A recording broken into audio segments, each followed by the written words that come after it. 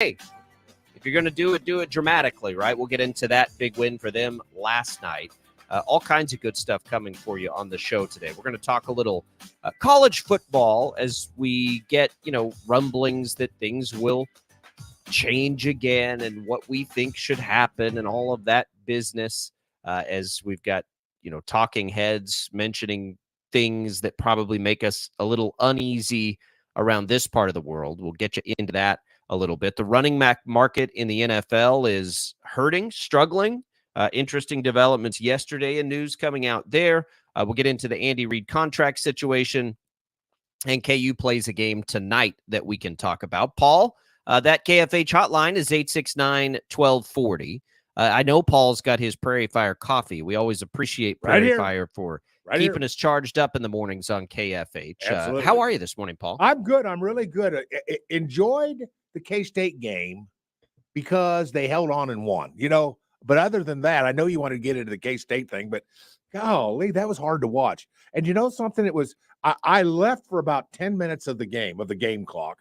When they hit about 21, 22, I guess they got up to 25 points with a 25-point lead. I left for about 10 minutes, and I came back, and things were heading south fairly quick. Maybe it was 15 minutes. And I thought to myself, well, this is a little bit Wichita State-esque, isn't it? Well, yeah. Except K-State finished the job. Well, that was. Yeah, you're right. I should have added that. But I get your point. It's their 12th straight overtime win, and that's wild. That's Division I record 7th this season. So they've set the record this year. They had a ton of them last year, and these Cats and Jerome Tang haven't lost any of them since he's been there. It's pretty remarkable, actually. They blew a big halftime lead, but in the end, they had West Virginia right where they wanted them, didn't they? Like they just they play overtimes well. It's really interesting. So my night, so I get off where I watched the first 5, 6, 7 game minutes at work, and then I had to run out to one of the stores. So I'm listening to Wyatt Thompson on the call, just, going nuts over the way they end the half. So I had to drive out to one of the stores and take care of some stuff last night. As I, leave the game, it was right as it went to halftime. And I'm like, money in the bank, no big deal. Get home, start to, get the kids ready for bed, do all that stuff. And then I just look at my phone. I'm like, oh, yeah, I wonder how that game ended up, and I see that it's tied in overtime. And I'm like, what has happened? And so I immediately flip it on and watch most of the overtime. But K-State rolls into the second half with a 22-point lead and then blow it. I mean, that is pretty wild to a team that has not won a road game all season long. Cool story, too, with Josh Eilert being from the state of Kansas, played at K-State. He's the interim there at West Virginia, so I'm sure that was a pretty exciting half of basketball for he and his family. You can see a story on him. TJ Cleveland featured his run this year as the Kansas native has taken over that job. You can check that out at 12 News, but it's just I could not believe it. I'm like, what has happened? And this is going to blow their season, right there. What sliver of a hope that remains that they could get in will now be gone. And so I watched the overtime. Of course, I should have never doubted them in overtime. They take care of business. I can't give you good insight this morning, Paul, on what happened in the second half, because once I got through the first half, I didn't think it was remotely possible that West Virginia could come back. And here they were, which is wild. But, Tyler Perry leading the way, 6 of 11 from 3, 29 points in the game, which is a high for him. And their 3 big scores were their 3 big scores, right? Right. Carter and Arthur Kaluma chipping in. So a fun one, but, maybe one that was a little tighter than it should have been. Well, that's very well said. I think you surmised everything. Let me just give you a quick stat. Second half points, West Virginia 53, K-State 21. No, 31. 31. Yeah. 53-31. Come on now. That is a lot of points. I mean, where is that? What kind of swing is that? I'm sitting there thinking to myself, what in the world's going on? Because I'm kind of like you. I lost a little bit of interest. You're way up. You think, well, this is West Virginia. I mean, do they have a run in them? No, I don't think they have a run in them. At least I don't think they do. how wrong I was, and evidently how wrong you were as well. How wrong everybody was, because there was no run to be had in West Virginia. I mean, come on, they're 4-11 in the conference. They're 9-19 overall. You just don't see anything. You just don't see that run in these kids. They're ready to get the season over, check in the uniforms, start planning on conditioning and all the other things that you do once the season's over. And so, with that being said, I didn't pay attention. I buy a fluke kind of tuned back in, and there it is. Lead down to 10. Yeah, it was 10, 12, something. It was I can't remember where I came in, but that's where it was. And I thought to myself, my God, what is going on around here? And I ended up finished watching the whole game. And it's a testament to K-State that they made this comeback and that they were able to win this game. They were able to hold on, which I think is an appropriate term, hold on and win this game, win it in overtime. By the way, Coach Tang's got a heck of a record in overtime. Man, you mentioned it in your summary as you were going into this segment.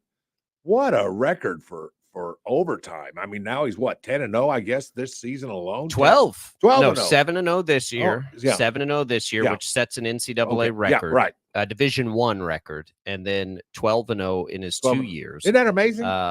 I mean, yeah, Tyler Perry after the game said essentially, if the head of the snake's not getting rattled, there's no reason for us to. His calm, and it's visible, right? We can see it, how calm he is in those huddles. He just never panics. Something interesting that came out of the game, Paul, is after the game, Jerome Tang challenged the fans a little bit. It did seem a little thin there. Now, look, it's a Monday night at 6 o'clock. But I don't know what the students, like what do students else do they have to do? So right.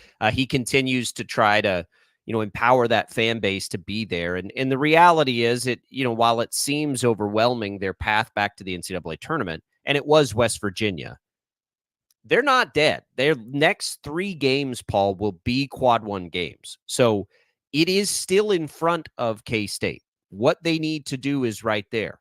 If they pull off something special and gather up 3-4 quad 1 wins down the stretch here, they will make it hard for the committee to keep them out. Now, that means they have to have some really, really big wins. And I don't think that that's likely, but it's there. It's on the table. How many right? do they It's need? Still How many do they need, Jacob? I don't know. They have 3 now. I would say to even get into the mix, and let me see what last night may not have helped their net, may have hurt their net. They are right now, 73 with 3 quad 1 wins. So, they're 3-5 in quad 1. They'll get 3 in the regular season. You'd think they'd get 1 or 2. They need to at minimum get to 5 quad 1 wins. So that would be the bare minimum. 2, in other words. I think if they get to 5, but I think if they can get to 6, if they can get 3 of these between the tournament, that now you've got some interesting things to talk about, because then you could potentially leapfrog a little bit. Because what would happen, I think, in that scenario is you're looking at a team that played in the best league in America and would have a good standing in the Big 12. And while that doesn't mean everything, right? We know that. But if let's say they get 2 of the next 3 and they end up 9-9, which is sort of that number we've been wondering about, that would get them up to 5 quad 1 wins. Right. And then if they could get another one in the tournament, because if they end up at that standing, they may be, 6th, 7th in the Big 12 at that point. And when we're pretty sure 9 will make it in, and maybe even 10, even though their net is not, likely to get as high as Texas or Cincinnati, although again, that's still possible, especially when they play at Cincinnati. You kind of have to have that one against Cincinnati on the road. That one would help a lot, because the other 2 are Kansas and Iowa State, right? So if you can get, if it happens and they end up at that 9-9 area and they can get it, I think it's going to be hard to keep them out, even with a bad, essentially, net ranking. And we know historically teams with high net rankings have made it in. That's not like unprecedented, but it's unlikely if you don't have a ton of quad 1 wins. That's sort of the correlation, at least in, again, I've cited it before. The Athletic did a nice historical perspective on this 2 years ago, so not including last year. But, the common denominator for teams that get in with a bad net ranking is a bunch of quad 1 wins. and K-State has the opportunity to still get those. Mhm. I mean, they do. So hopefully they can. And who knows? Again, it's unlikely. It's improbable. You shouldn't be taken to overtime by West Virginia on your home floor when you're up 21 at half. Like that. I'm not saying I think K-State's going to come out and beat Kansas and Iowa State. It's very unlikely. My point is, it's still possible, which makes all these remaining games a whole lot of fun, number one. And yeah, to Jerome Tang's point, the weather's nice outside. I know it's a Monday at 6, but let's at least have the student section full for each of the remaining home games. Their next one is their last one, and so it'll be interesting to see. Typically, and he challenges, I think, in a very positive way, and typically they respond to his challenges. Right. You can only drink so much beer in Aggieville. Like, come on now, let's get to the game. Come on, get out of those bars. And Aggieville will be there when you're done. Oh, it'll be there right when it'll be there. It'll be wide open when the game is over. And by the way, out of the 3 games, I think you and I are both in agreement. Cincinnati must win, correct? No, of course you believe. I know you believe that. Yeah, must win. Got to get that win. And that's at Cincinnati, so it's not going to be easy. But Cincinnati isn't the Cincinnati that they were, 2 years ago, or was it 3 years ago? Whenever it was, they were really good at one point. This is not the same Cincinnati, but they're still darn good. They can still beat anybody in the Big 12 at any time on any court. So, but that's still a must-win of the 3. Between K-State, the games that K-State has left with Kansas, at Kansas, and at home against Iowa State, which of those 2 games is the most winnable? Because if they get one of those 2, just one of those 2, I believe K-State gets it. Beat Cincinnati, get 1 or 2 from Kansas or Iowa State. Golly, how do you keep them out? How do you keep them out, Jacob? I don't know that you can keep them out. But anyway, with that being said, you look at on the road at Kansas or at home against Iowa State, Jacob, which one do they have a better shot at winning, in your opinion? Iowa State. Ooh, I'd have said Kansas. History tells us they don't fare well. Yeah. At Allen Fieldhouse. Well, yeah, but history also has 8 or 9, 10 guys in the rotation for Kansas that can play. Well, and McCullers very unlikely to play in that game, so I suppose that has some. But I just watched without McCuller, Kansas beat Texas by 1 billion.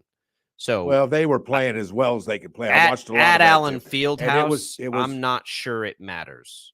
Well, I get that. But it's still not the Kansas that you and your daddy grew up with. This is not the same Kansas at this point. It's a team with some deficits. Did you see him play Saturday? I did see. I saw about 10 to 15 minutes of that game. Yes, I did. That's all you needed to see. Well, that's all I needed to see.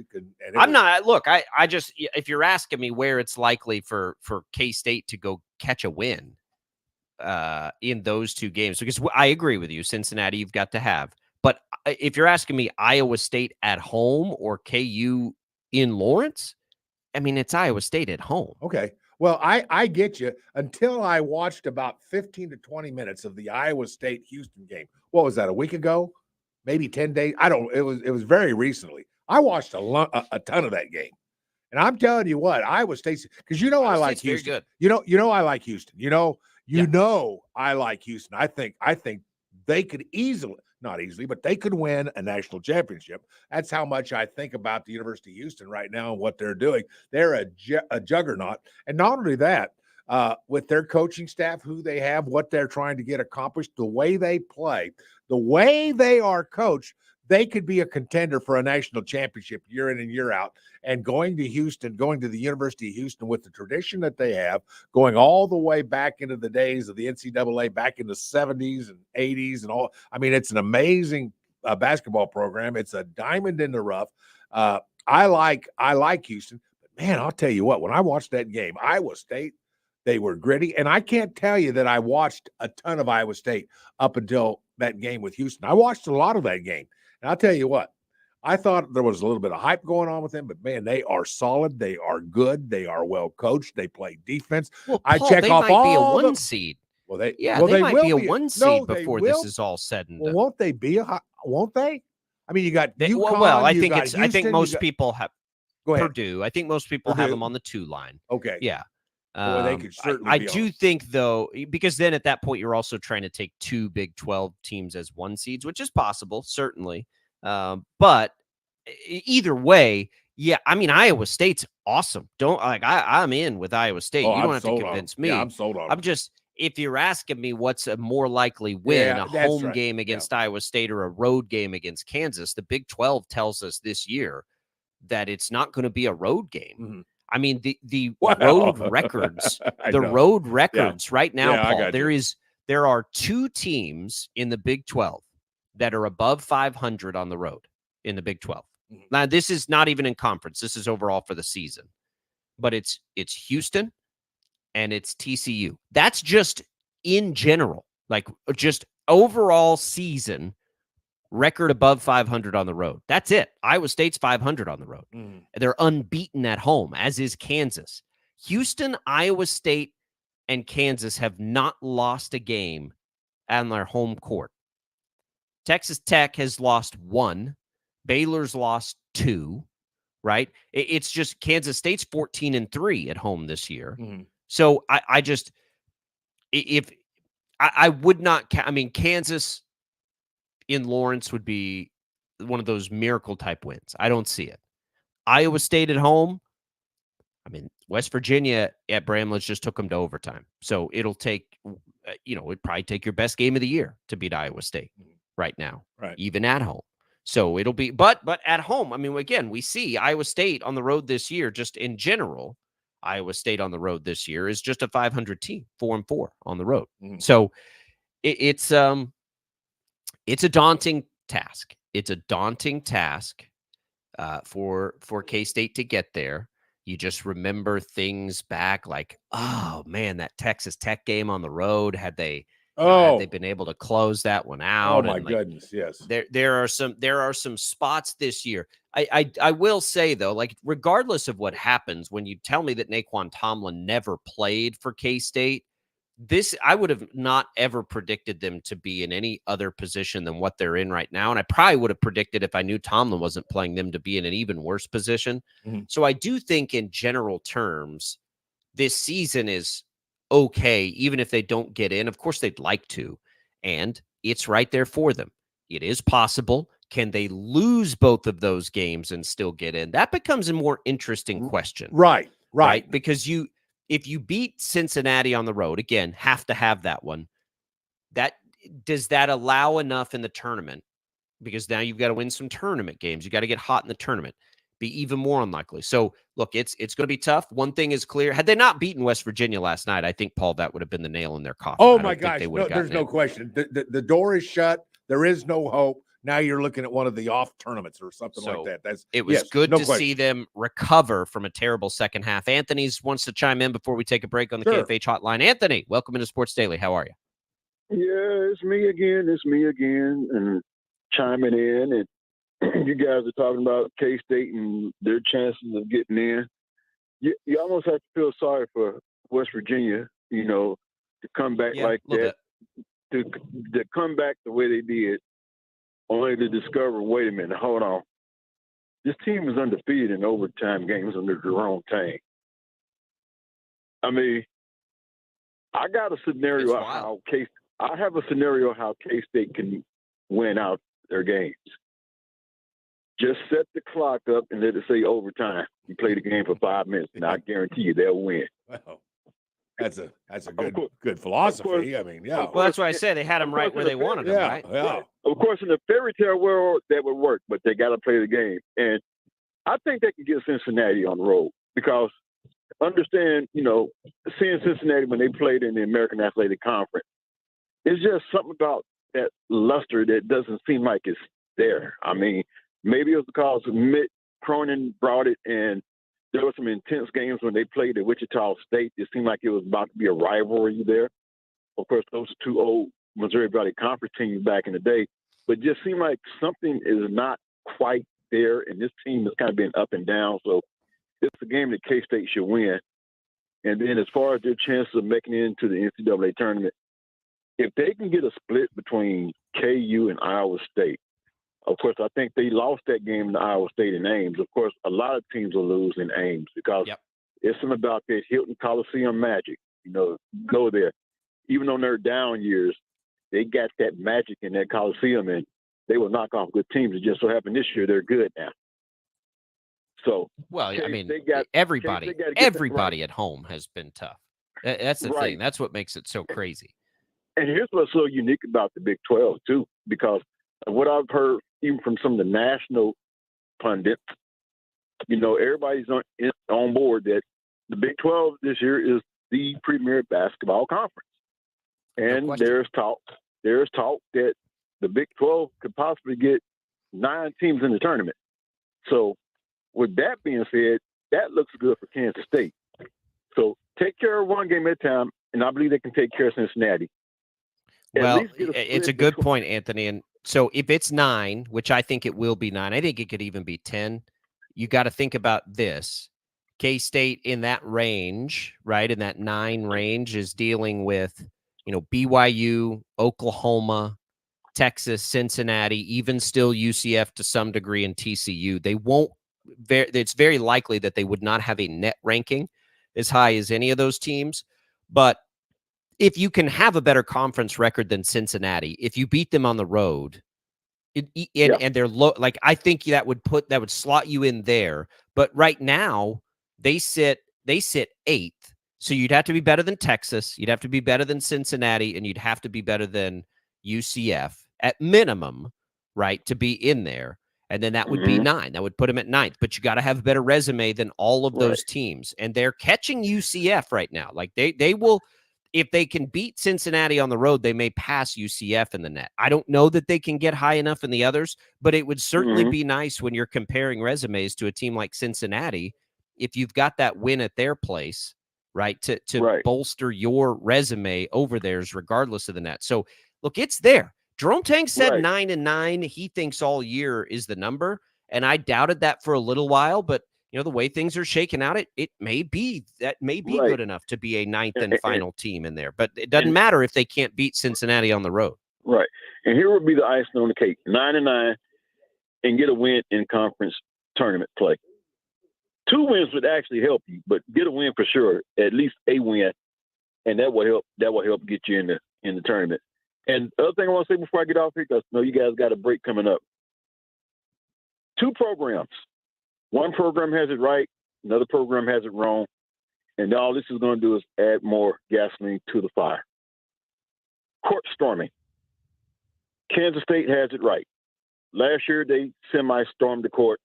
This year Jerome Tang said, "Don't storm the court. Act like we've already been here." Here's my scenario of how you put an end to that kind of fiasco of what we saw in Wake Forest. We're dealing with a young man who's projected to be a first-round draft pick.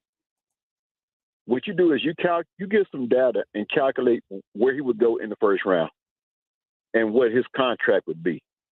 And guess what, Wake Forest? That's the fine that you have to pay. Now, some people say, well, schools have been fined. They still keep doing it. Well, I tell you what, if they keep storming the court, they keep getting fined, eventually administrator will be saying something. So that's my scenario. You're talking millions, though. Millions of dollars in fines. Exactly. Millions. Exactly. Well, I don't know if that, well, it would kind of put a damper on it. I guess you would figure out a way not to have your court stormed for millions, but you're talking millions. Right. And if that doesn't work, those are mainly students. You find out who it was and you say, yeah, we do need a strong student body support. But if y'all carry on like this, we're going to revoke y'all's tickets. Think about that. You guys have a great day. I'm getting out of it. Wow. Thanks, Anthony. Let's let that take us in. Tommy and I talked about the court storming yesterday, but I want to get Paul's take on it. We'll do that when we return on Sports Daily. The court storming, it just continues to be in the news, obviously, because of what happened to Filipowski. But we'll continue that conversation when we come back. 869-1240. Appreciate the call there, Anthony. Appreciate everybody tuning in. Do want to give you opportunities to win prizes today, so stay tuned for those opportunities, and we'll be back with more Sports Daily after this.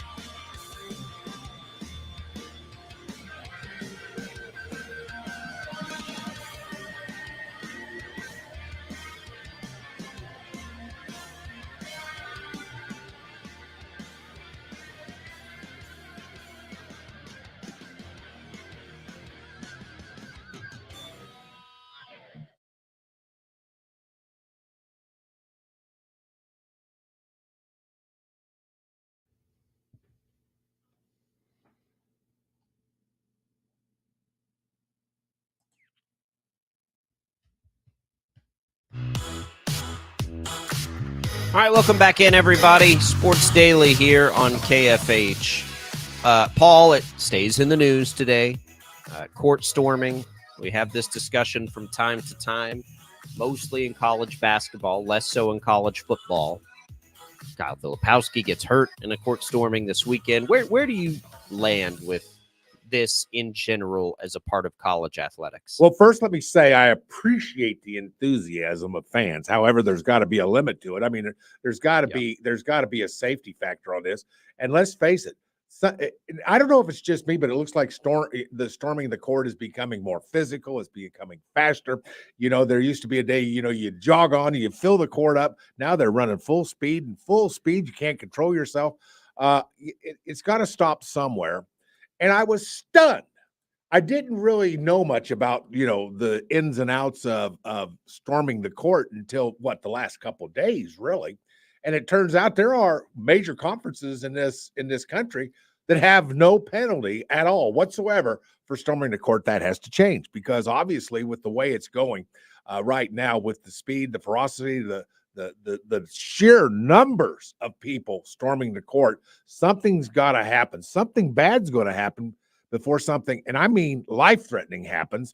We've already seen a NBA prospect injured. I don't know the extent of his injuries, but man, something's got to change. And what's it going to take? Let me tell you what's going to take. It's going to take money, Jacob. It's going to take money.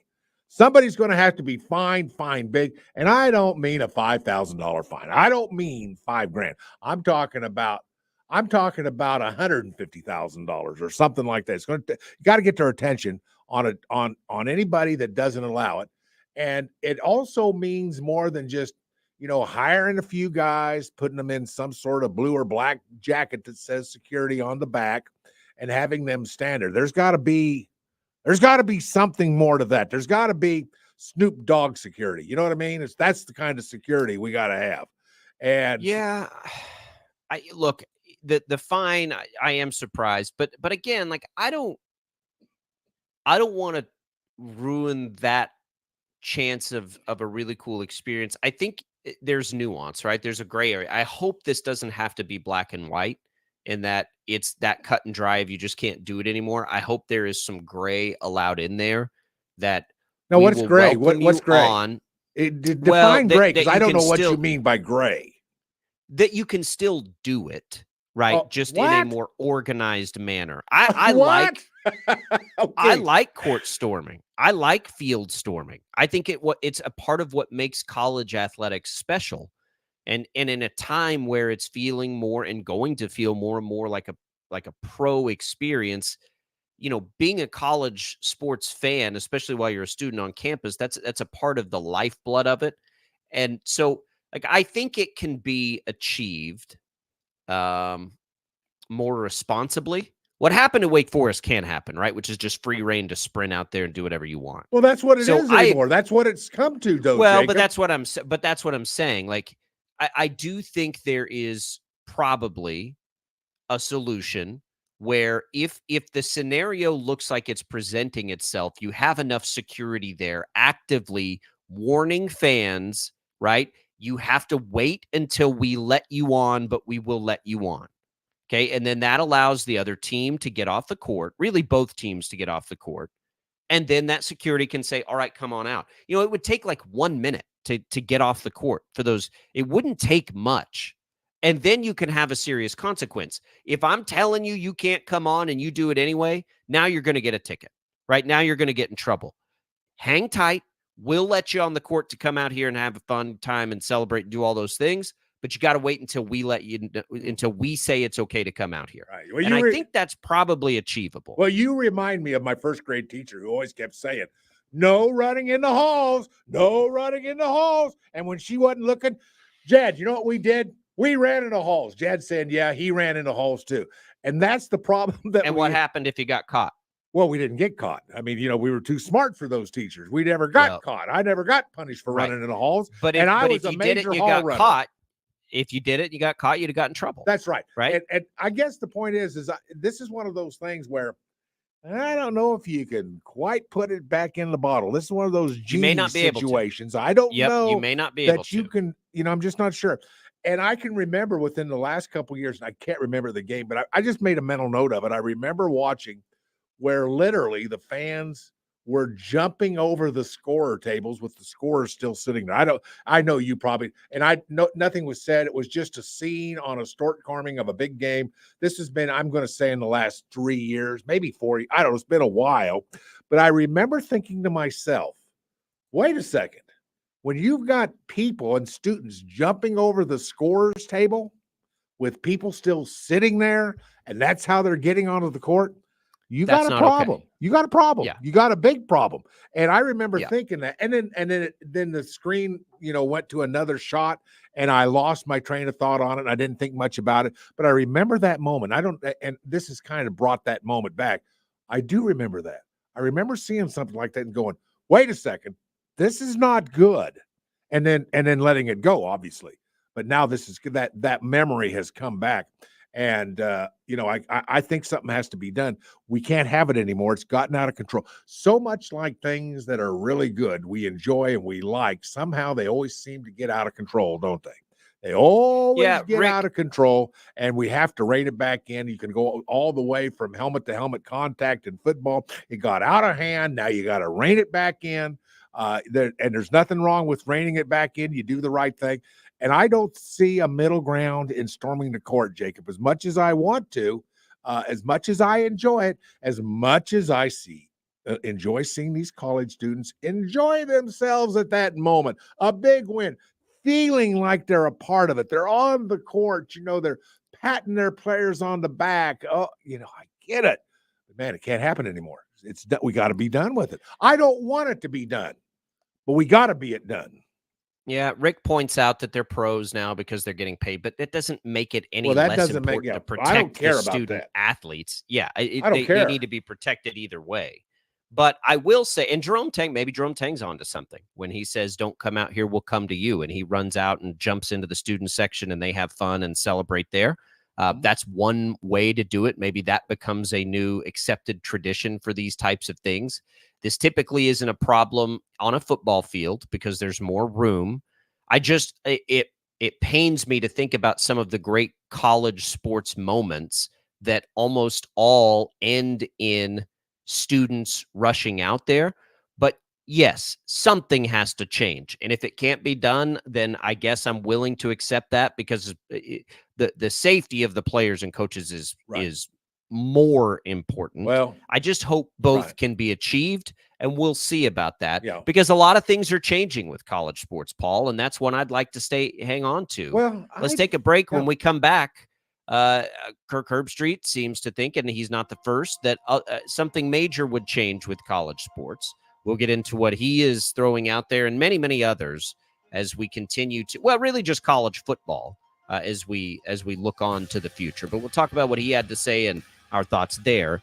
On the way out, let's give away some HTO, Jad. Let's give away some free iced tea. So we'll give away a coupon for a free iced tea and a free Brewhouse coffee to our first caller on the KFH hotline. By the way, Free Reign Coffee, which is the coffee company of the actor who plays Rip on Yellowstone.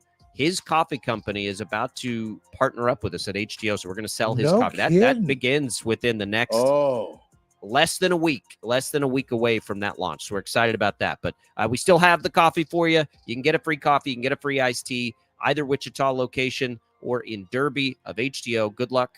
We'll get a winner. We'll come back. More Sports Daily, wrapping up hour number 1.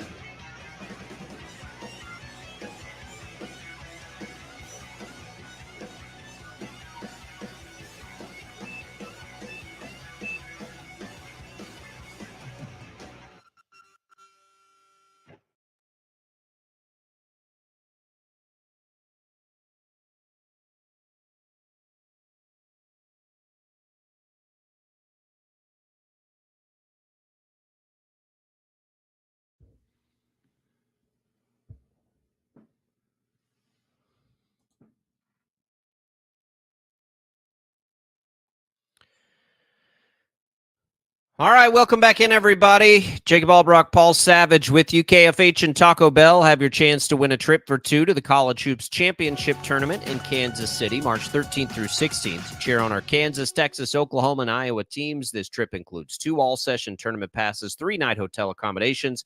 To enter, simply text TB BIG to the number 20357. Want a complimentary breakfast burrito? Go to kfhradio.com, click on the events page, download the voucher, and then head to any Wichita and surrounding Taco Bell locations with the exclusion of Hutchinson. Your chance to see the College Hoops Championship Tournament and snag a complimentary breakfast burrito from Taco Bell happens here on KFH. Paul, it's a miracle I made it through that without sneezing. I have one brewing here. I don't know if your allergy season has kicked in a little early with the warm weather, but mine certainly has. Well, it happens. And tree pollen here kicks my butt. Well, with the allergies. Thank goodness you can turn your head, or you could put it on mute, or whatever you need to do, and take that big old sneeze. I've done it many a time. That's the sign of a pro. So there you go.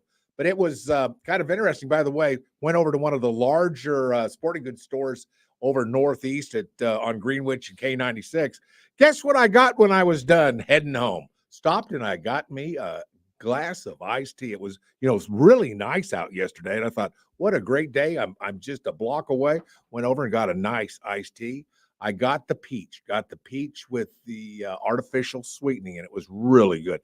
Thank you for what you do with H2O, by the way, Jacob. Thank you very much. H2O, always appreciate your support. Well, we Paul. enjoy going by there. A friend of mine and I went, and we always enjoy every time we go over that way, without question. One of the stops on the way home is we got to stop and have our tea so we can drink it on the way home. And it really makes our trip more fun. And by the way, it's darn good. It's I don't do it out of charity. You know that, don't you? That's right. That's right. A hard sell to Mr. Savage, so we do appreciate it. You got it. Paul, Kirk Herbstreit yesterday told Dan Dockich that he, thinks the Big Ten and the SEC need to just kind of get together for college football and take that thing over and sort of represent whatever the collection of teams is, rather than trying to get, a singular goal with all the different commissioners. He pointed out, imagine the NFL with different commissioners for each division rather than one. I don't agree with this. I love Kirk Herbstreit, but he also is a talking head representative of the network that benefits the most from something like that. So I don't agree that that's the best thing for college football. It might be the most likely thing for college football, but I don't think it's the best thing for college football because, again, you have to have inclusion into the CFP for the teams that are already there. I think, and he's referencing, by the way, the court cases that the NCAA keeps losing in trying to restrict things, NIL and transfer portal. The problem is the NCAA is clinging to things and has never been proactive with this stuff. And so now we have this mess that's been created because it's never made any sense legally anyway. Mm-hmm. So I don't think we need that model, though, that people have proposed that centralizes that power. And I use the example a billion times. You're not going to have national interest in college football if you don't have teams across the nation involved in finding the champion. Everybody in the country doesn't want to watch a collection of SEC and Big Ten teams. And when we're watching college football, because at that point you're competing against the NFL, and we're not I don't want that from college. I want, that from the NFL, right? You've got to have representation from every region of the country. You're not going to have the interest. It will be a big time miss if college football ends up going that way. Well, but you will have a representation of the entire country based upon the major leagues, USC and UCLA and Washington and Oregon. They've all found. Yeah, but it's not the same. It's not the same. I care about a Rams game or a Chargers game, Paul, far more than I care about a USC game, unless it's for, I don't watch USC regular season football. I watched a little bit last year to watch Caleb Williams, but your college football is overplaying its hand if they think the entire country is going to be interested in that product. We in this state will watch far less of it if K-State, KU aren't playing for the same title. I'm telling you. It's just not going to work for college football because we already have that. We have the NFL where we're paying attention to all of it, right? We're not going to do that unless our teams have a chance to compete with those teams for a national championship.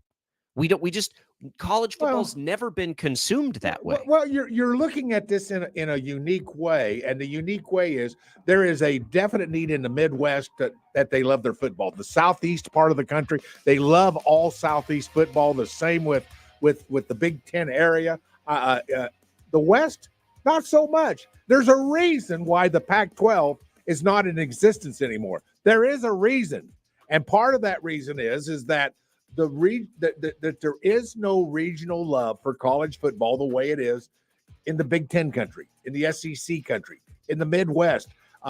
And so that's part of the reason. But I can tell you right now, if you look at this whole situation with regards to the NCAA, Jacob, I'm going to ask you this question.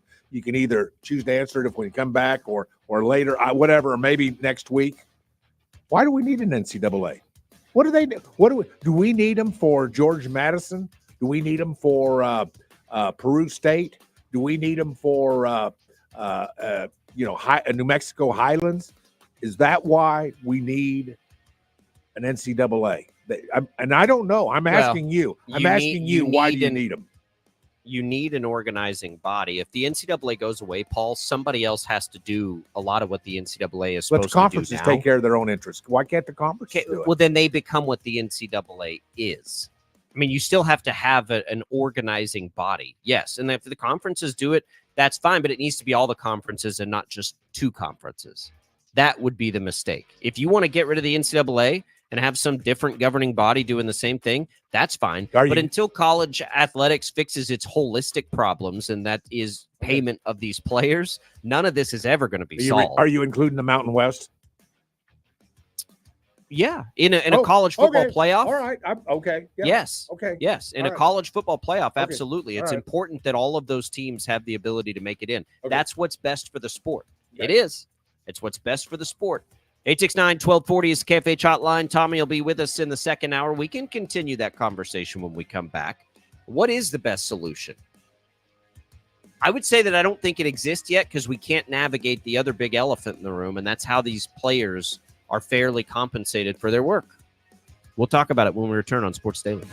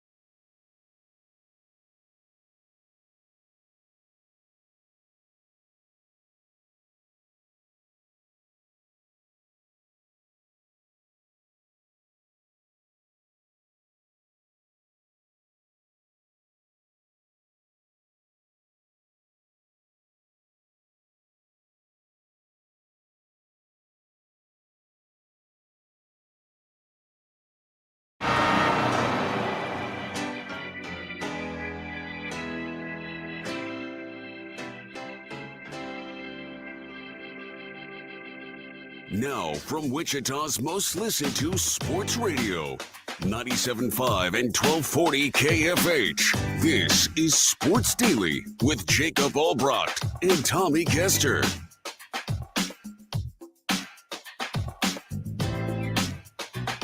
All right, welcome back in, everybody. Hour number 2. Paul Savage with us on this Tuesday. I'm Jacob Albracht. Tommy will be with us in just a little bit. Paul, we started the conversation on some things that Kirk Herbstreit had to say, basically the centralization of power to the Big Ten and SEC.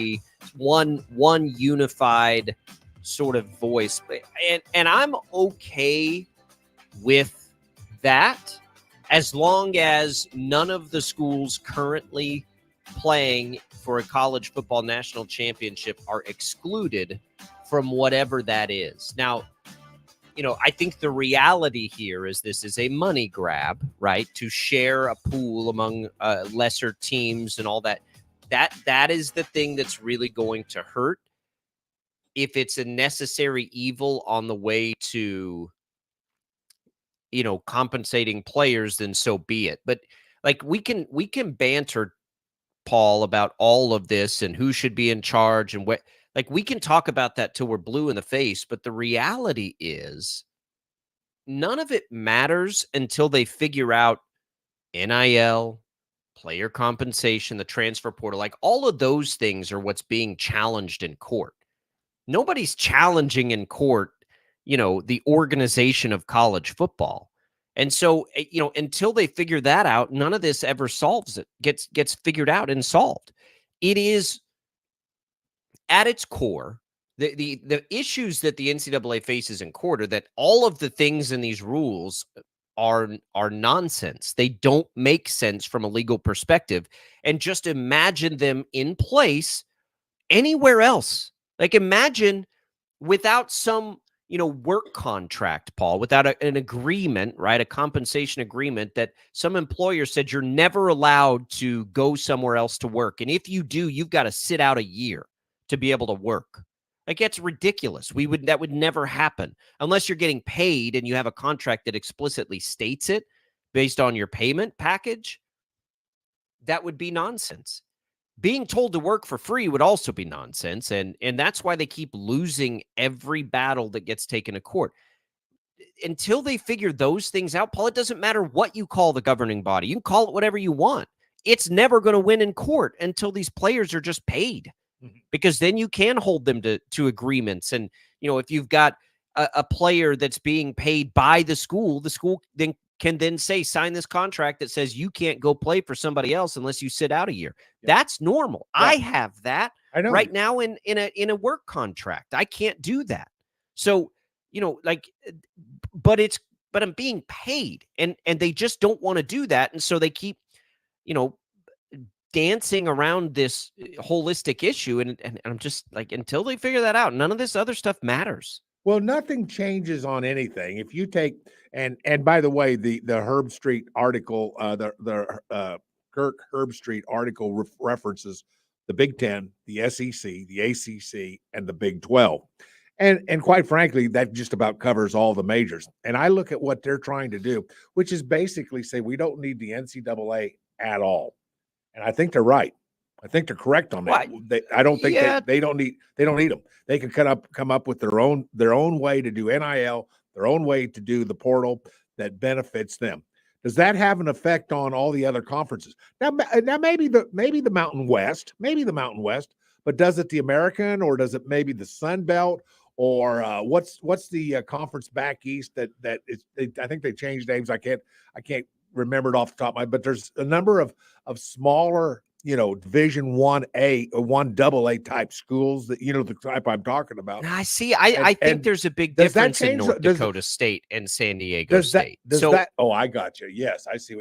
San Diego State's going to end up in some sort of conference, I think, and I don't know. Well, you get what I'm saying, though. Boise State, whatever it is. I'm with you.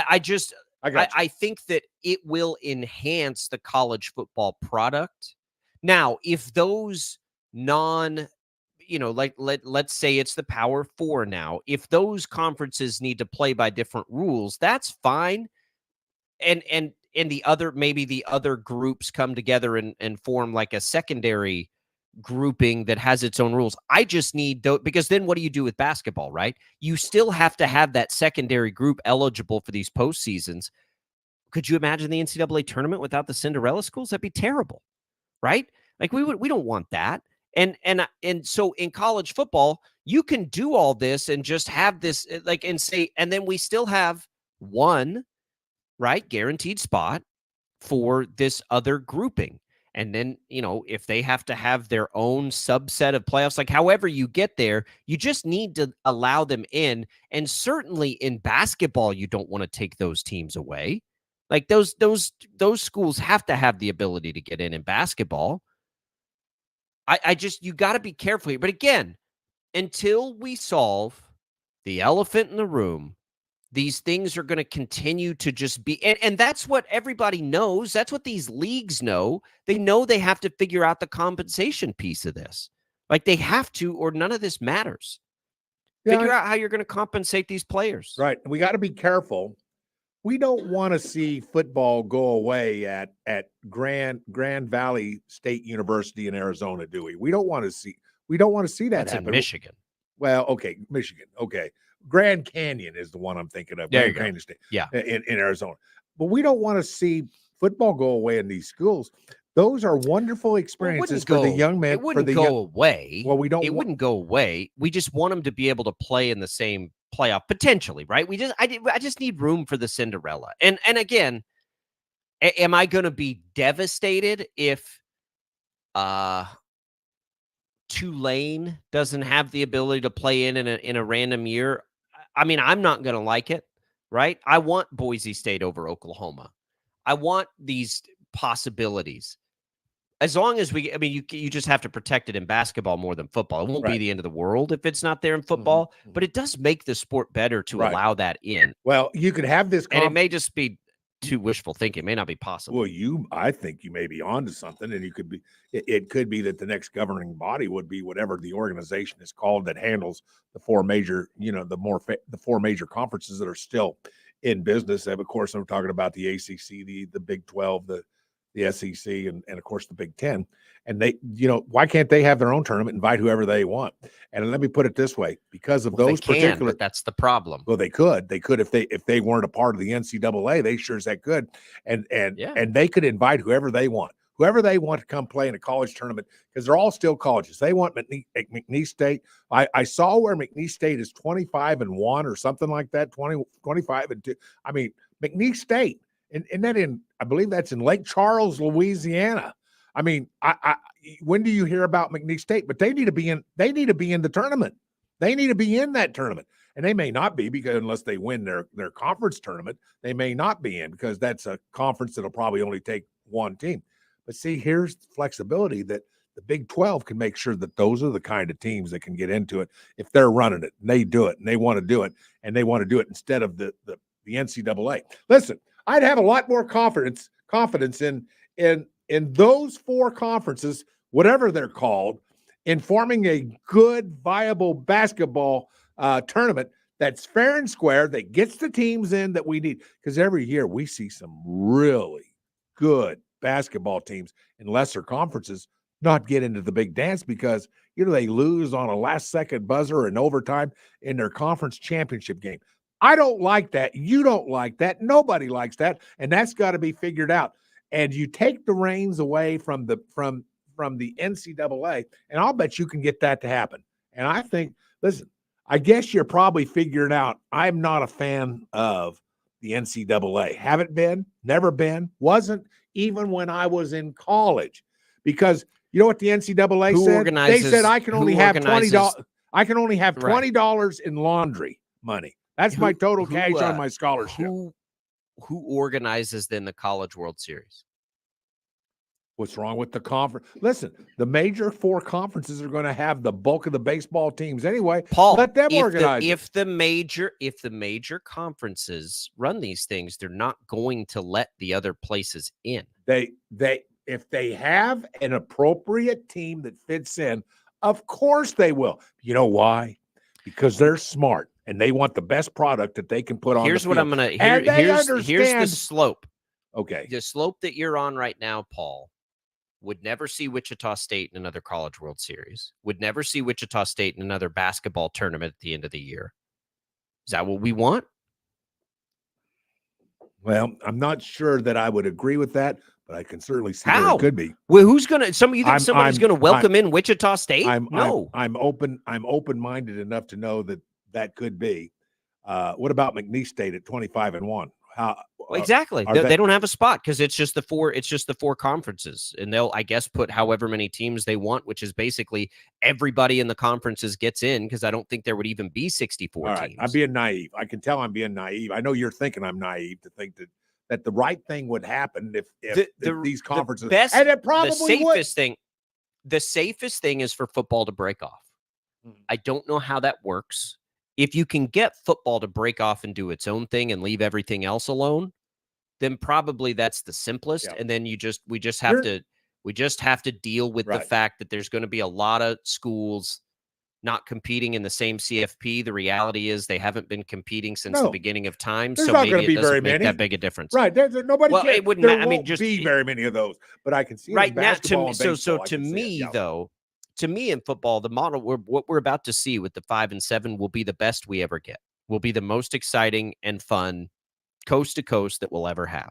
It may be going away, and okay, so be it. If I lose that, though, you cannot take away what we have with the NCAA tournament, men's and women's. You can't take it away from baseball, softball. I mean, if we lose those things and like that, that's where schools that aren't in the same platform as, some of these larger institutions still have a place at the table, like Wichita State. And that has to be there. Right. Like some of the best basketball programs in the country don't belong in one. So you're telling me UConn isn't going to be able to be a part of the NCAA tournament? Because they wouldn't be. I hope not. But I can tell you this right now, and this may, I don't know whether I should say it like this. I don't want anything to do with the NCAA, and I don't want Wichita State to have anything to do with the NCAA. I don't want Wichita State beholden to the NCAA. Well, I don't know where we go from there with that statement, but you can obviously tell I have no love. I have no love. Say that. Okay. Well, of course, nobody likes the NCAA. That's the easiest. It's the easiest, thing to beat up on that exists in sports. What I'm saying is it's a necessary evil in some ways to what we love about college sports at the same time, as flawed as it has been. As flawed, yes. These tournaments and these postseasons still must be organized with a universal interest that would not be there if you give the power to 4 leagues. They're going to do everything they can to exclude everybody else because they'll make more money that way. Well, I don't know that that's the case. I mean, I don't know. I mean, when you enlarge the take in, the bigger the pot can get. I mean, I'm not so sure that I would agree. So with right that, now, but now, Paul, a conference gets paid based on how many teams it gets into the NCAA tournament. That is correct. That's my understanding. That is how I understand. So if you're the conference leader in charge, knowing that you get paid the more teams you send in, but it doesn't need to be paid that way. There could be other ways. Aren't you going to say I would love to have fewer teams be able to get in? There's other ways to compensate the thing than just the raw number of teams that get in, and that may be that a certain amount of teams need to be set aside, and then those teams need to get in. But those guys are not dummies. They understand that there are reasons why the NCAA is the biggest party in the course of a year in the United States. That's the way it already exists that way. There are already a certain number of teams set aside to get these conference champions in from these other leagues. And that's what we all watch. So then that's the only way you can get in. So the only way that a team from the Big East or the American or the Atlantic 10 or the Mountain West gets into this tournament is if they win their conference championship. That's it. So you can never have 2 teams from those leagues into this tournament. I mean, that's insanity. That would ruin the experience. You can't do that. All right. So, the easiest thing is to break away football. That's fine. Like if you want to break away football, break away football. I mean, I'm telling you right now, if it's centralized to those 2 leagues, it will not have the national interest that they think it will. It won't. If they include the 4 majors, probably would be fine. But you can't do that to the NCAA tournament. It will not be the same. College World Series is all of it. You still have to protect and consider these other sports. It's not just football. And if it is just football, have football play by a different set of rules, right? Just give them their own. That's where some of this makes sense to me. But again, I'm going to tell you, like, until we figure out the appropriate way to compensate players, this is going to remain a mess. The NCAA clearly should not be the ones in charge of that part of it, because they've fouled that up for all time now, and it just gets worse. Yes. So Yes. that, to me, is where conferences can step in and set up their own guidelines. If the 4 major conferences, or even one individual conference, needs to step in and set what would be essentially football salary caps, or whatever you want to call it, okay, that's fine. I mean, pro baseball works with a different set of economics for 32 teams, and teams compete with one another all the time. Everyone thinks if you allowed the SEC to spend more, right, than teams in the Big 12, well, they're going to have such an advantage. They already have that advantage. Okay, they've always had that advantage. Right. So it wouldn't change anything. There's still going to be opportunities for players to go play and be paid somewhere where they would take that. Is it the highest? Probably not. And then you got to tie, if you're doing that and you just tie it all. Here's what, let me simplify this for you. All right, please. So we all like the NIL, right? The NIL in theory, right, what it accomplishes, which is basically letting players be paid as much as somebody wants to pay them for their name, image, likeness. Okay. Why are we so opposed to that being booster money? Like, who cares? Why can't a school just take all the money anybody, any business, any person wants to give them, take that and pay players? Mm-hmm. Like, what the hell's wrong with that? No. Like, why? Like, everyone, it's like booster. Ooh, boosters. Like these big, no, they're just people that want to support the university. Put it all in one big collective pot and allocate the money as you will. What difference does it make if it's a business or a booster? Well, like, can we stop with pretending like boosters haven't been paying players since the beginning of time? Well, there are going to be those who say, well, the University of Texas, look, I mean, the University of Texas has so much more money. Good for the University of Texas. Well, Paul, the Royals compete with the Yankees, don't they? They do. Won a World Series not that long ago. Who's got a more recent World Series, the Royals or the Yankees? Well, that would be the Royals. So, like, who cares that the University of Texas would have more money to spend? Of course they would have more money to spend. They already have more money to spend. Yes, they do. What difference does it make? Yeah. That's the point. But that's what's going to be said. That's what people are going to say.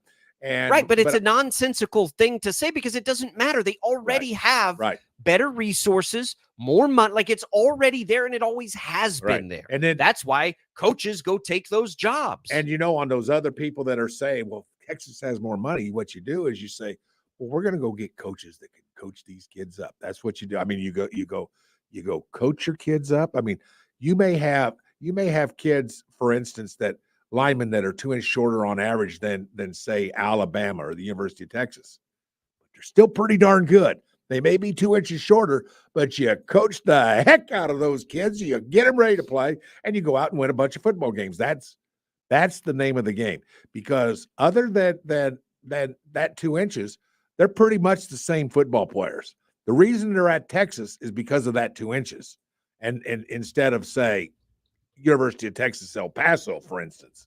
That's the difference between a lot of these kids. So you get them coached up, you figure out, you find those coaches, you develop those coaches, you do the things that make football teams better. I guess that's the whole essence of the whole thing, because there ain't no fair, is there, Jacob? There ain't no fair. No, but there never has been. Paul, there's never been fair. The same handful of like, it wouldn't change anything. It wouldn't, because that's the way it's always been to begin with. Like, that's the way football's always operated. There, in reality, have always only been a handful of teams that have a chance. And when I think of that one team that you say, well, they've just got so many more advantages. I think of Notre Dame, because they're really a team that is America's team. They are a university that is, for certain people and a large swath of the population, America's team. They've got some unfair advantages too, and yet they're not winning national championships year in and year out, are they? No, it doesn't. It doesn't work that winning way, a does national it? championship's already hard for these other schools. Hard. Again, like it's not, but it doesn't. Who cares? Right. The college football playoff will invite more opportunity, I think, for parity. NIL offers the most opportunity for parity because it levels out the talent pool. Mhm. You know, a great player can't make NIL money the same way as on the bench as they can as a starter in other places. That's just the reality of it. Right. So let's stop overthinking this. Let's figure out the compensation Right. piece. When we Okay. figure out the compensation piece, then we can move on to the other things. Because until you gotcha. do, every time this gets taken to court, they're going to lose. I got because you. it's nonsense. It is absolute nonsense. Yeah. I mean, it is. What court is going to say, yeah, we think these players ought to play for free? Right. That sounds good to us. Yeah. Yeah. Hallelujah. Tommy Castor is in the house, everybody. 869-1240. Perfect timing, because when we come back, I want to talk about this running back market in the NFL. What's happening? It's been an interesting couple of days in that world. And does it invite any opportunities for the Chiefs to swing a little bigger at that position, perhaps? Does that be something even worth doing? We'll explore it all. Tommy joins the fun next at Sports Daily when we return.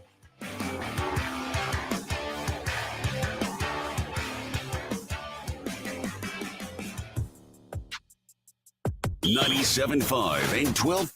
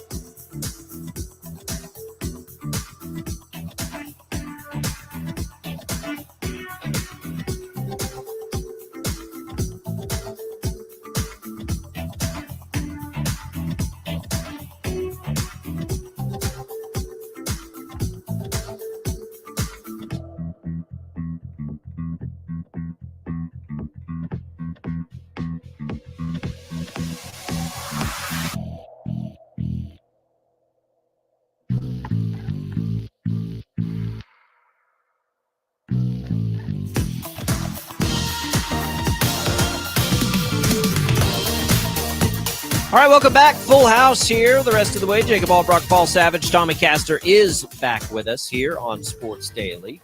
869-1240, the number you can call. Congratulations to James for winning our HTO giveaway. All right, let's get into this running back situation here. So last year we got, all the talk was about Saquon Barkley and Josh Jacobs, and they ended up, getting kind of deals, maybe a little bit. They're not going to get tags this time because the reality is, after all of that, and all of the running backs that were making noise, right? You had a situation with Jonathan Taylor in the Colts. You had a situation with Austin Eckler in the Chargers, Barkley, Jacobs. How many of those teams, right, even made the playoffs? Maybe none. None of them, or did none? Yeah, I was trying to rack my brain to think who did. Yeah, none of them did. So that's that. Now the running backs have lost all leverage. If they had any to begin with, it's gone. And so basically we're learning now through various reporting that none of these guys are going to get franchise tagged. So they're basically all, I think, going to be able to go sign wherever. The market is so suppressed, and it's hard because a team that is paying a running back just made it to the Super Bowl, right? McCaffrey. And so I hate that it gets this cut and dry. I think it's false.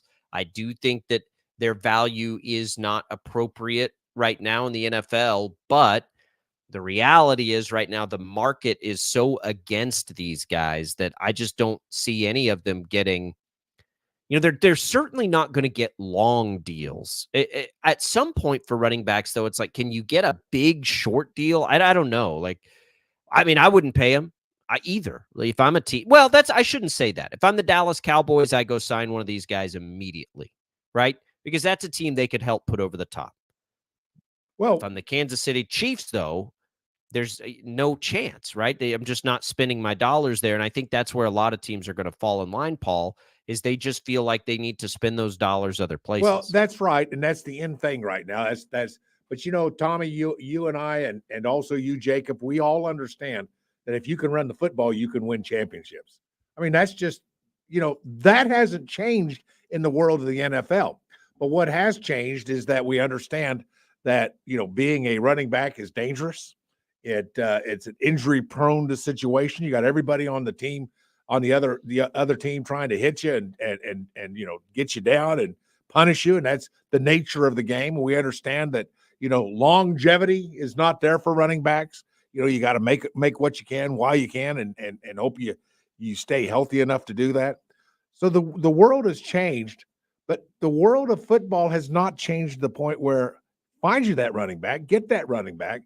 But don't fall in love with him, Tommy. Don't fall in love with him because he won't be there with you when you need him over the long term. That is not the nature of the position. Yeah, it's more than that, too. It's not just don't fall in love with him. It's don't fall in love with him and open up your pocketbook and pay him a ton of money. There you go. That's better said. Because, look at the number of teams, and the Kansas City Chiefs are one of them, that found their bell cow running back incredibly late in the draft.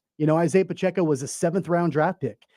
There are many different running backs that make a big positive impact to their team that went undrafted entirely. And they've done a really good job with their respective teams. You don't necessarily have to go out and shell out a ton of money for, quote unquote, a top tier running back to be able to have success at that position. I think that's really what the market is telling everybody right now. Now, is there still a place for guys like Jonathan Taylor and Saquon Barkley and Austin Eckler? Yeah, there's still a place for them. But at the amount of money that they're looking for, there probably isn't at this point.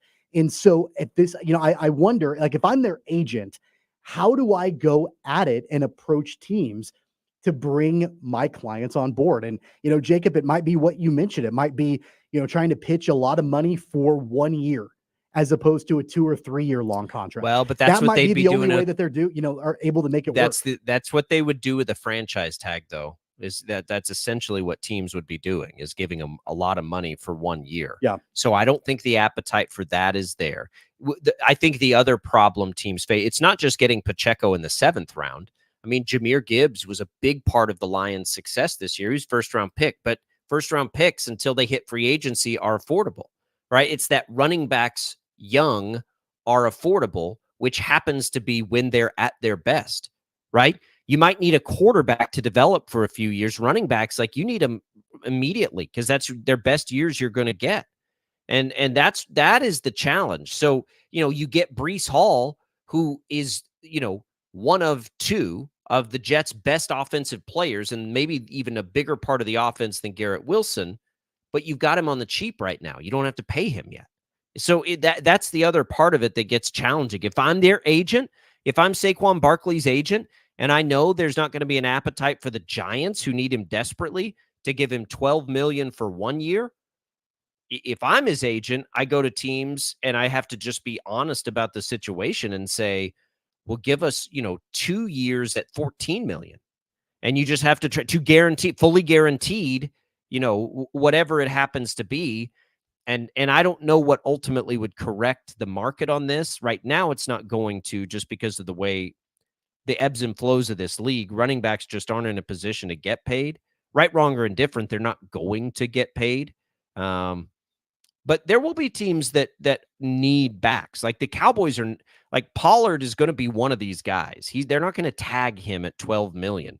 So, that means they're going to be looking for a running back in a market that includes Saquon Barkley, Derrick Henry, Josh Jacobs, Austin Eckler, DeAndre Swift. Like there are Pro Bowl running backs out there all over the place. That also is going to suppress the market, right? The Cowboys can sort of go see what sticks. Which one of these guys can I get for the least amount of money? So there's like 9 things suppressing the market down. And I don't know that they're not going to win. Running backs aren't going to win in this offseason. They're going to have to concede. I don't see any other way around it, Paul. Well, and not only that, you got to look at it in terms of there won't be a single running back that gets a franchise tag. I don't think there will be. None have happened so far. I don't believe there will be a single one. Then that's partly because you're right. Look at the guys available. And you didn't even mention the whole list. I'm not going to go down the whole list, but it's pretty darned impressive. And so you think to yourself, if you're a GM of an NFL franchise, you know something? Here's where I can save a little money. I can get a pretty dang good running back, and I can sign him as a free agent because you know what? There's a lot of them to take a look at, and a lot of them that can fit your situation, what you want, how you run your offense, your expectations of what they need to do well and what they don't do as well. We get that, and you can find them. It's a funny thing. The world of running backs have basically the value has collapsed. There's so many good ones, and yet the game is going past what their value is.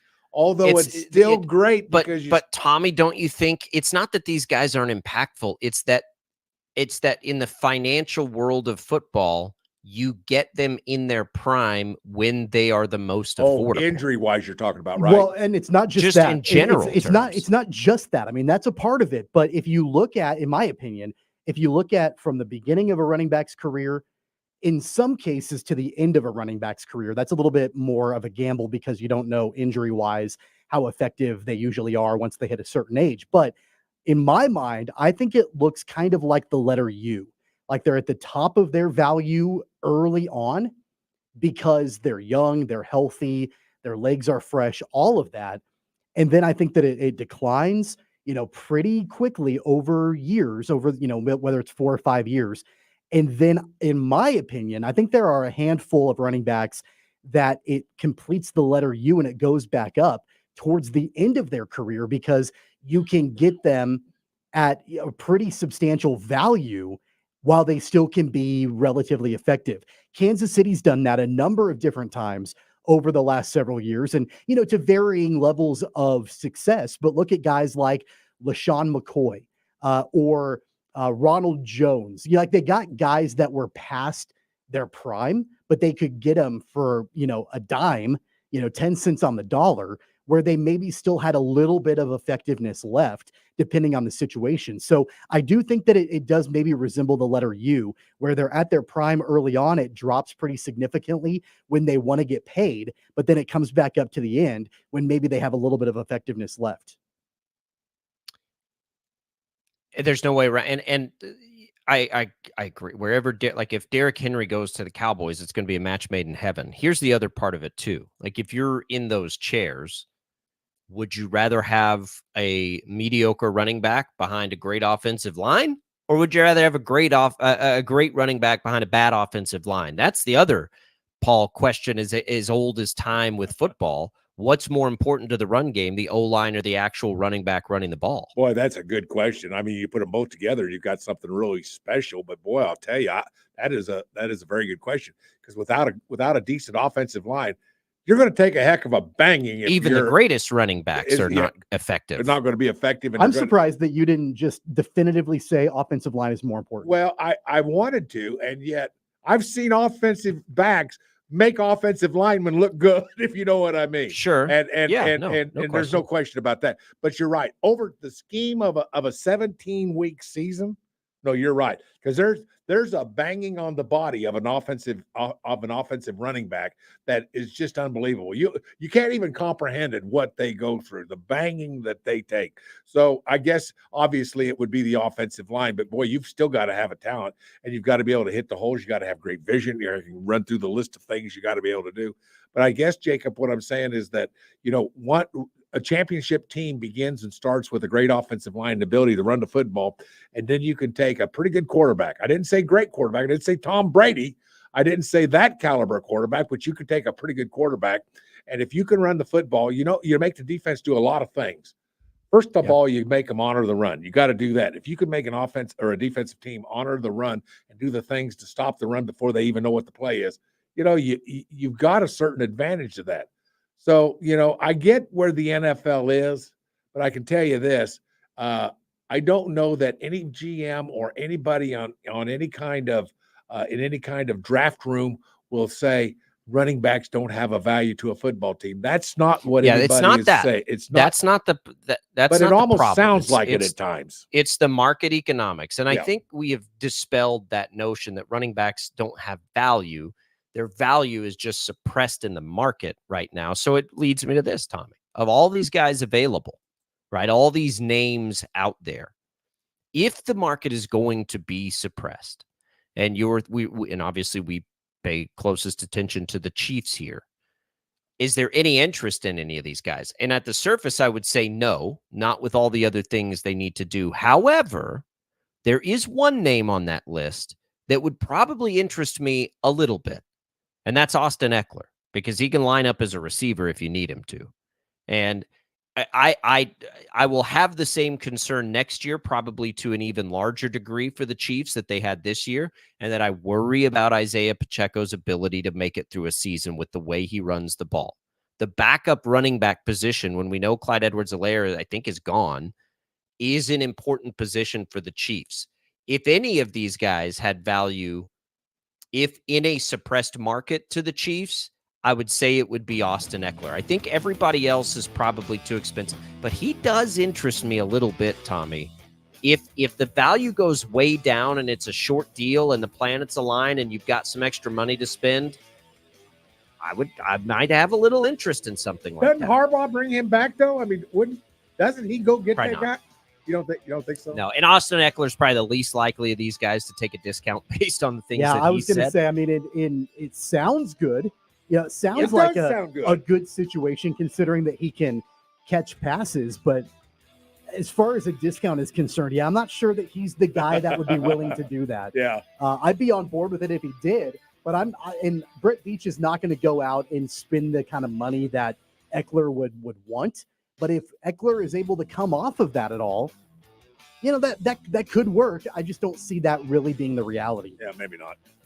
Watch Devin Singletary. I think he's the most likely of the productive guys to drop in value the most. Watch a name like that. The Chiefs need to do something there, like just whatever it ends up being. You do have to back up Isaiah Pacheco, but these guys will probably price him out. Watch Devin Singletary though. That might make a little bit of sense if the other guys all get paid before he does. 869-1240. We'll come back. More Sports Daily as we make our way through hour number 2. Having fun on a Tuesday. We'll be back in a minute.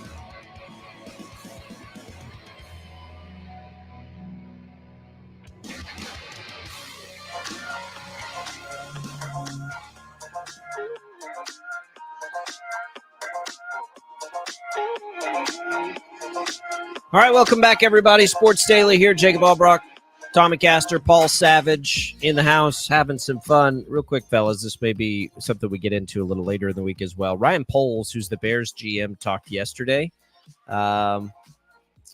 Here's what he had to say about a potential Justin Fields trade. It depends on what opportunities pop up.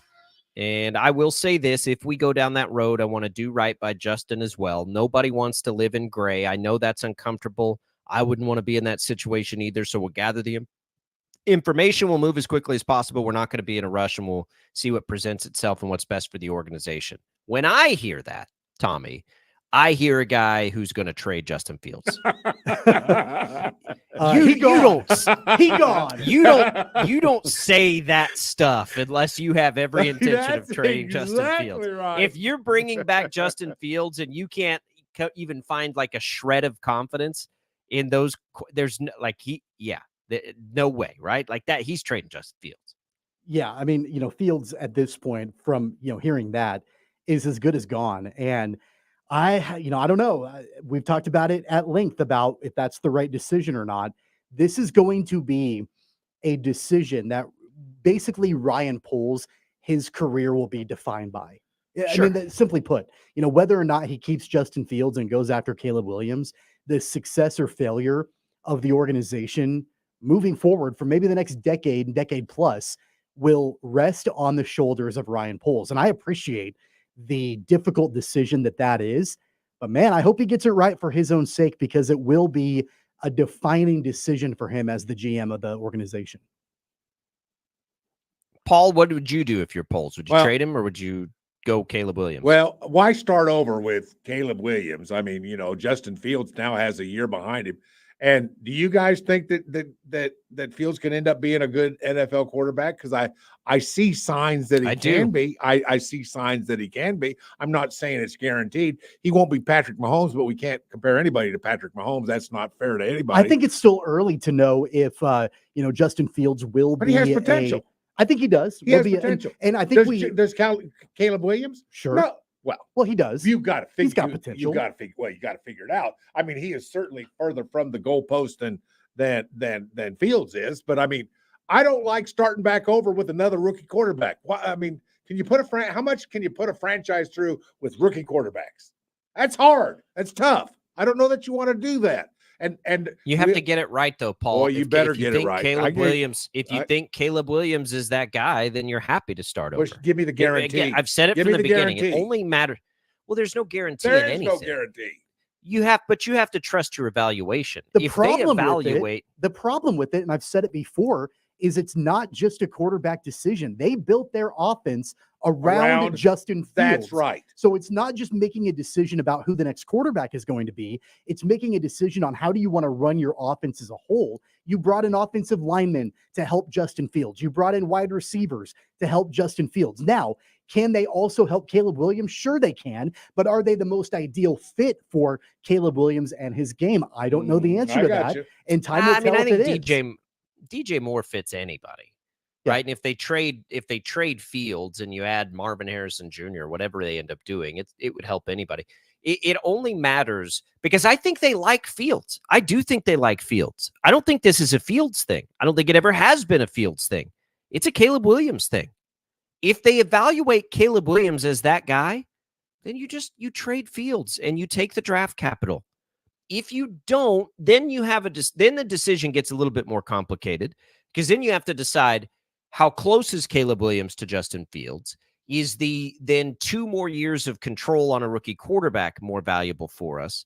If you evaluate them as of having a pretty similar ceiling, then you can still make the case to take Caleb Williams. Or you just roll with Fields because you think Fields is the better player. Again, it only matters what they think of Caleb Williams.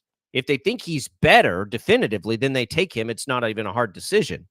If they think he's close, maybe the decision gets a little trickier. And if you think Fields is better, you just roll with Fields and take the pick. I mean, it only matters in all of that what you think of Caleb Williams.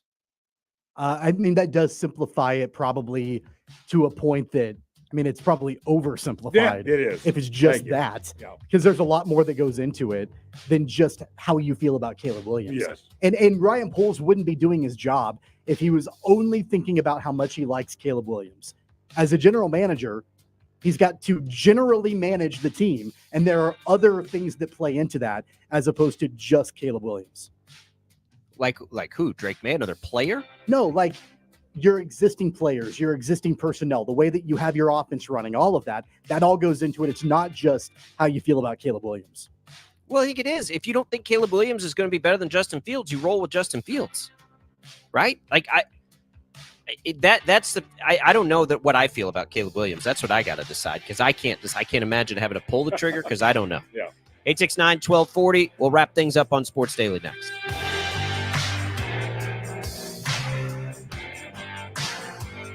Urgent Camp Lejeune settlement message. On September 6th, the government announced it will soon begin providing fast, guaranteed settlements to Camp Lejeune Marines, families, and civilians. Awards will range between $100,000 and $550,000, with an option for higher amounts. If you or a loved one spent time at Camp Lejeune and suffered cancers of the bladder, liver, or kidneys, leukemia, non-Hodgkin's lymphoma, Parkinson's, or kidney issues, you may qualify for compensation and could be paid within 60 days after accepting your settlement, with your VA benefits fully protected. You may be entitled entitled to a significant financial award for your Camp Lejeune claim, but you must act now. Call the James Harris Law Camp Lejeune helpline now to get the compensation you deserve. We're already fighting for thousands harmed by the water at Camp Lejeune. Call now or you may forever lose your right to be awarded a settlement between $100,000 and $550,000. For your free evaluation, call 800-217-1155. That's 800-217-1155. 800-217-1155. Hi, I'm Tom Connors. Went to Mark Patrick's hypnosis seminar February 6, 2019. Nothing worked before. Left there and never smoked again. Amazing. Easy, affordable, and guaranteed. A year later, with my wife Michelle, attended Mark Patrick's weight loss seminar. She lost 18 pounds and I lost 43 in 8 weeks. It's true. He smoked 2 packs a day and nothing worked until Mark Patrick hypnosis. Now we're losing weight together, eating healthy, full on half the food, crazy, enjoying exercising. Who would have believed Mark Patrick hypnosis really works? It's amazing. I can breathe again. My blood pressure went down and I've got so much energy. So much energy. And look great. Stop smoking. Lose weight now without cravings, irritability, or your money back. Guaranteed. Join Mark Patrick seminars and lose the weight or stop smoking guaranteed. That's right. Weight loss seminar tomorrow at the Spring Hill Suites by Marriott Wichita Airport in Wichita. Weight loss seminar 5:30 p.m. Stop smoking seminar 8 p.m. Sign up at markpatrickseminars.com. Toppers Plus Truck Accessories has moved to a new location at 333 Northwest Street. Whether you're working or playing, Toppers Plus will get your truck ready with Rhino linings. Nothing beats a Rhino, the leader in sprayed-on truck bed liners that outperforms plastic drop-in rubber mats and paint-like coatings. They won't crack, peel, or warp, and include a lifetime warranty. Toppers Plus, your Rhino dealer. Visit our new location at 333 Northwest Street or toppersplusks.com. Make your truck work for you! For the ones who work hard to ensure their crew can always go the extra mile, and the ones who get in early so everyone can go home on time, there's Grainger, offering professional-grade supplies backed by product experts so you can quickly and easily find what you need. Plus, you can count on access to a committed team ready to go the extra mile for you. Call, click Grainger.com, or just stop by. Grainger, for the ones who get it done. When you need auto parts, O'ReillyAuto.com is just a click away. Order online and pick up at your local store. Visit O'ReillyAuto.com. O'Reilly Auto Parts.